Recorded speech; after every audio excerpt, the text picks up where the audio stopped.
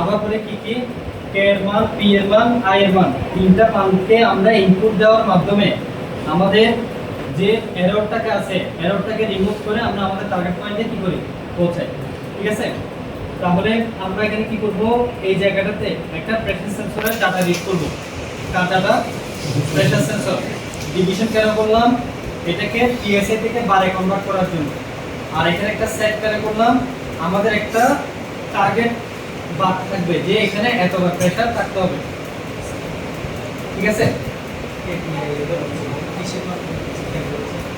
Temperature না তো professional মান, ইন্টিগ্রাল মান, ডেরিভেটিভের মান।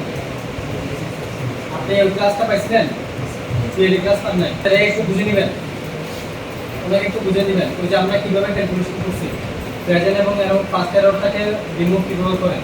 তারপর পি এর মান দিন, বেসেল ওই যে বেসেলের ড্রয়িং করছিলাম না, মেইন বেসেল, সাব বেসেল, এই সাব বেসেলে সর্বোচ্চ কতটুকু পরিমাণ প্রেসার থাকবে, এটা হচ্ছে আমার কি টার্গেট দিল।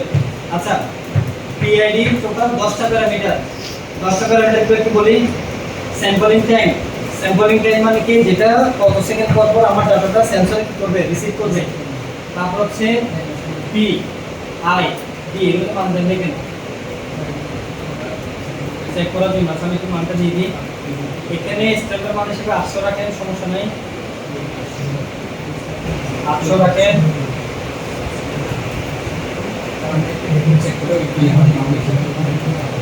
আর আয়ের মান রাখেন হচ্ছে 100।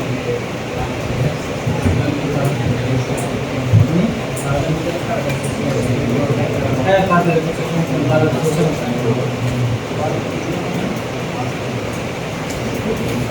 প্রয়োজন এটা পাশে করতে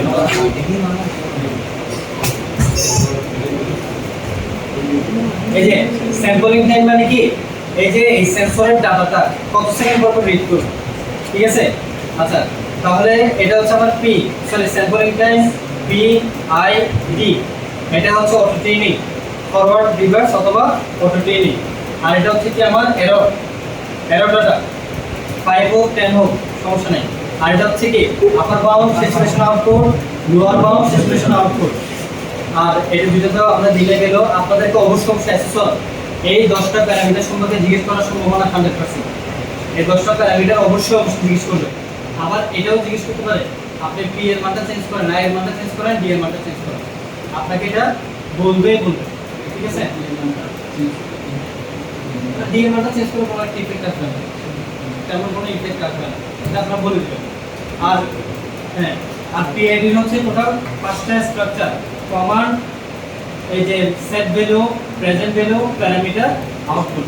তাহলে টোটাল পিআইডি ফাইনাল আউটপুটটা জমা হবে কোথায়? P200। আর এটা মাল্টিপ্লিকেশন কেন করলাম? আমরা ম্যাক্সিমাম স্যাচুরেশন আউটপুট দিছি কত? 1000। 4 দিয়ে গুণ করে এটা কোথায় নিয়ে গেছে? 4000। তারপর এখানে একটা 2 দিলাম কেন? কারণ আমার মোটরটা জানি কি হয়, রান করে, রাইট ফাংশনে কাজ করে, এবং মোটরের এররটাকে রিমুভ করার জন্য ন্যূনতম ভ্যালু হচ্ছে কত? K5। ঠিক আছে, আর এটা এন্ড আছে। তাহলে কি পিআইডি সমস্যা আছে?